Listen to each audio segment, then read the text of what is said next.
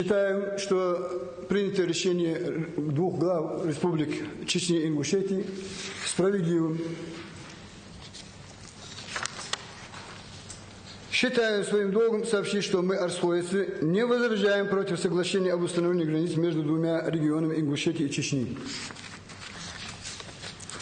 который позволяет закрепить исторические установившиеся территории. Прошу обратить на это внимание.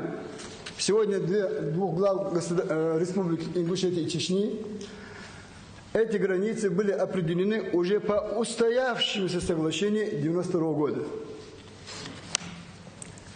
И мы до сих пор жили согласно этим соглашениям.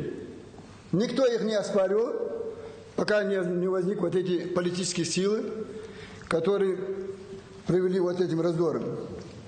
Конституционный суд Ингушетии, который признал незаконным соглашение глав двух республик Юнусбека Евкурова и Рамзана Кадырова о границе между Ингушетией и Чечней, не принял во внимание мнение одного из крупнейших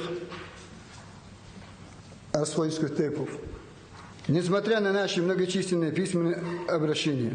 Умышленны ли те судьи Конституционного суда Республики Ингушетии, которые были организаторами митинга, выносить решение Конституционного суда по границе спорных территорий? Считаю вынесение решения Конституционного суда Республики Ингушетии незаконным, так как сами же были одни из организаторов митинга и заинтересованные лица одностороннего решения.